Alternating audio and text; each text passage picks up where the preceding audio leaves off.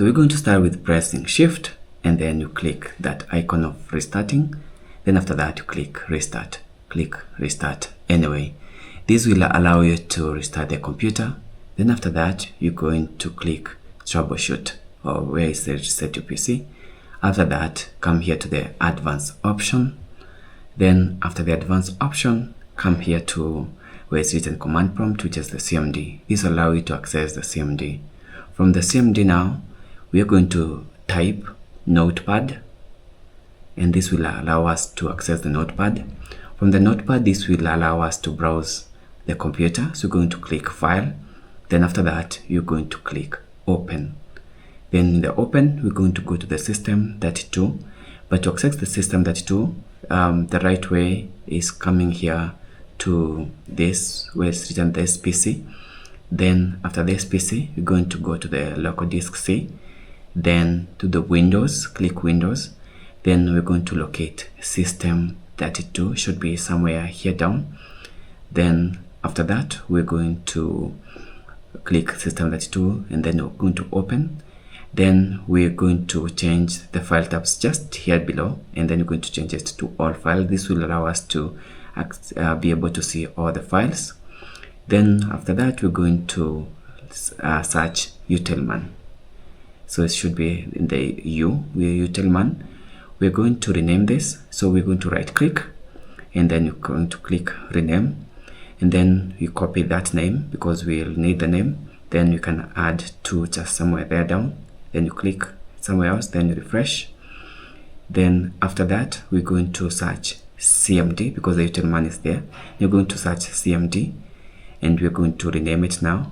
So we're going to right click, then click rename. Then you're going to paste this utilman that we add. Then after that, we're going to click refresh by right clicking, then click refresh. Then after that, we're done. We can now come here to cancel. Then after that, click this, okay. Then after that, click that. Then here we can exit. At this point, we have renamed the accessibility to the CMD. So once you click the accessibility, it's going to take us to the utilman directory.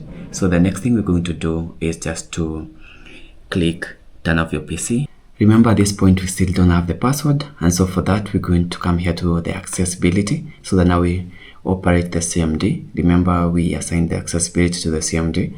Then we're going to put in the foreign keywords. We're going to enter net user. Then after that, we're going to click enter.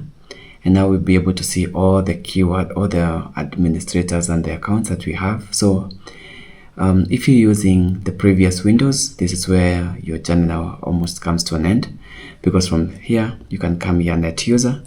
Then as you can see, this is the administrator that we have over here. It's called J1. As you can see, where my cursor is. So we're going to put J1. Then after that, we're going to put the asterisk. And for the asterisk, this is going to allow us to put a new password. For that, you're going to click enter, and this is going to ask you to type for the user password. So for that, we can put something like 123, then retype the password 123, then you hit enter. Now if you're using the former Windows, which is like earlier versions of Windows, this is where your journey comes to an end completely, because now after that you'll be able to put in the password, and that will log you in. And but for this, we're using our very latest Windows, which has a more security features. So for that, we are going to input, because now we want to access the files that are in this computer. So we're going to add ourselves in to the computer, and for that we're going to remember, we have, when we put net user, we got that, sorry, let me just remember, when we put net user, we just have one user account. This is the user account that we have. We're going to put net user, then after that we're going to type a new username, then after that the slash, and then you click add, and that now will add a user with the word name. But remember, this is just a user and they don't have the administrator access. So for them to get the administrator password, you're going to put net local group administrators. Then we're going to add this user, because remember we have Johnny as an administrator. Then we're going to put add, and you see that the command has been completed successfully. So from now we can click exit. Now when you click exit, you can come here to restart, and you see when you click restart, it will first of all go off and then come back again. But remember, you don't have to like wait for it to, you don't have to like physically put it restart. You can just put it off manually and then you put it on again. So once it comes on, you'll see on this side we have the username that we didn't have the password, because that is an online account, but we have Johnny here.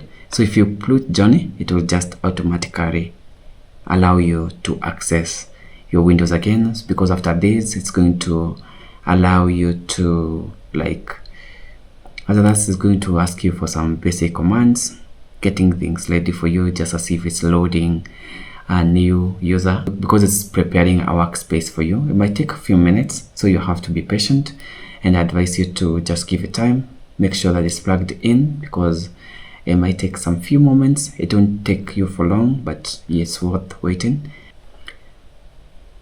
You can click some of them, then put them off, then next.